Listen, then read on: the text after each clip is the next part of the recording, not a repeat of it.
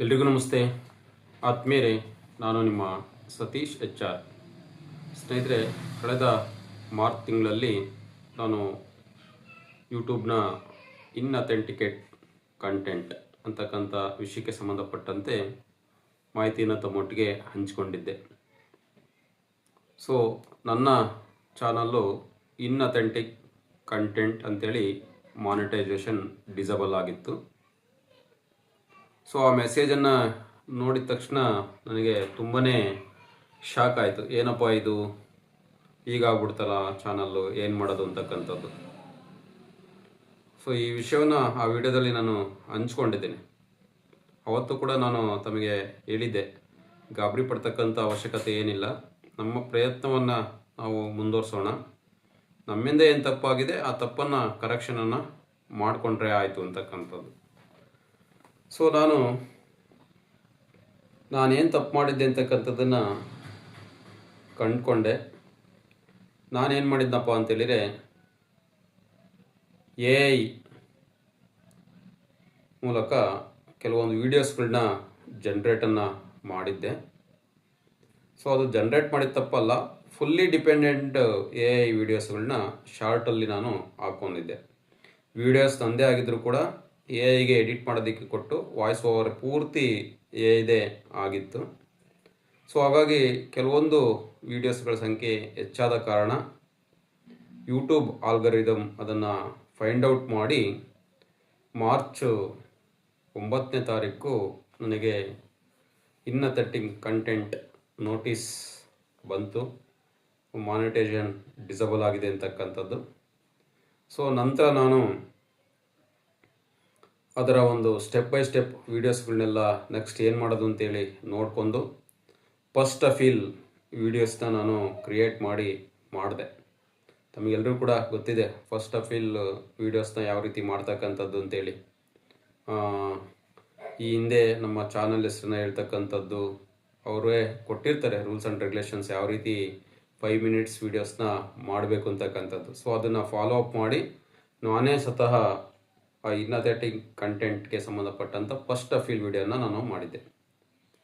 ನಂತರ ಅದು ಒಂದು 3 ಡೇಸ್ ಆದಮೇಲೆ ನನಗೆ ಮೆಸೇಜ್ ಬಂತು, ಇಲ್ಲ ನಾವು ಸರಿಯಾಗೇ ಅಬ್ಸರ್ವ್ ಮಾಡಿದ್ದೀವಿ, ಸೊ ನಿಮ್ಮ ಚಾನಲಲ್ಲಿ ಇನ್ಅಥೆಂಟಿಕ್ ಕಂಟೆಂಟು ಇದೆ, ಸೊ ನೀವು 2ನೇ ಅಪೀಲನ್ನು ಮಾಡ್ಬೋದು.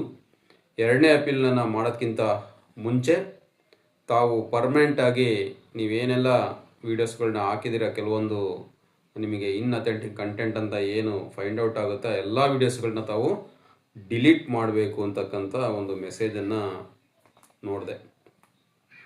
ತಕ್ಷಣವೇ ನಾನು 2ನೇ ಅಪೀಲು ರಿಜೆಕ್ಟ್ ಆದ ತಕ್ಷಣವೇ ನಾನು ಆ ಎಲ್ಲ ವೀಡಿಯೋಸ್ಗಳನ್ನ ನನ್ನ ಚಾನಲಲ್ಲಿ ಡಿಲೀಟ್ ಮಾಡಿದೆ. ತದನಂತರ ಒಂದು 2-3 ದಿವಸ ಬಿಟ್ಟು ನಂತರ ನಾನು ನನ್ನ ಏನು ಒರಿಜಿನಾಲಿಟಿ ಕ್ರಿಯೇಟಿವ್ ವೀಡಿಯೋಸ್ಗಳಿದೆ, ನಾನೇ ಸ್ವತಃ ಮಾಡ್ತಕ್ಕಂಥ ವೀಡಿಯೋಸ್ಗಳೆಲ್ಲವೂ ಕೂಡ ನಾನು ಹಾಕ್ತಾ ಬಂದೆ. ಸೊ ಅದು ನನಗೆ 3 ತಿಂಗಳು ಕಾಲಾವಕಾಶ ಇತ್ತು 2ನೇ ಅಪೀಲನ್ನು ಮಾಡೋದಕ್ಕೆ. ಅದು 7ನೇ ತಾರೀಕು ಜೂನ್ 7 ತನಕ ನನಗೆ ಕಾಲಾವಕಾಶವನ್ನು ಕೊಟ್ಟಿದ್ದರು. ಅದು ಮುಗಿದಾದ ನಂತರ ಅಪೀಲ್ ಸೆಕ್ಷನ್ ಓಪನ್ ಆಯಿತು. ನಂತರ ನಾನು ಇವತ್ತು ಬೆಳಿಗ್ಗೆ, ಅಂದರೆ ನಿನ್ನೆ ಮಧ್ಯಾಹ್ನ ನಾನು 2ನೇ ಅಪೀಲನ್ನು ಮಾಡಿದೆ. ಭಾಳ ಈಸಿ 2ನೇ ಅಪೀಲನ್ನು ಮಾಡ್ತಕ್ಕಂಥದ್ದು. ಆ ಒಂದು ಆಪ್ಷನ್ ಓಪನ್ ಆಗಿರುತ್ತೆ, ಜಸ್ಟ್ ನಾವು ಕ್ಲಿಕ್ಕನ್ನು ಮಾಡ್ತಕ್ಕಂಥದ್ದು, ಅಪೀಲ್ ಅದನ್ನು ತೆಗೆದುಕೊಳ್ಳುತ್ತೆ.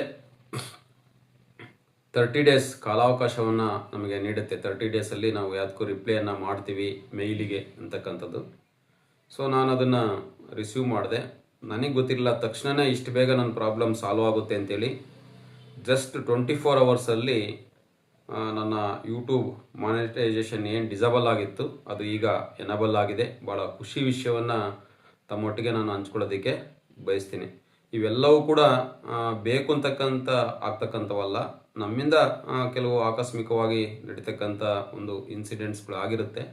ಹಾಗಾಗಿ ನಮ್ಮೆಲ್ಲ ಯೂಟ್ಯೂಬ್ ಮಿತ್ರರಿಗೆ ನಾನು ತಿಳಿಸ್ತಕ್ಕಂಥದ್ದು ಏನಪ್ಪ ಅಂತೇಳಿದರೆ, ಸೊ ಇಂಥ ಒಂದು ಯೂಟ್ಯೂಬ್ ಒಂದು ಪ್ಲಾಟ್ಫಾರ್ಮ್ ಇರುವಾಗ ಒಂದು ಚಾನಲ್ ಗ್ರೋತ್ ಆಗ್ತಾ ಇರುವಾಗ ಸೊ ನಾವು ಎಚ್ಚರಿಕೆಯಿಂದ ನಮ್ಮ ಚಾನಲನ್ನು ಮುಂದಕ್ಕೆ ಕೊಂಡೊಯ್ತಾ ಹೋಗಬೇಕಾಗುತ್ತೆ.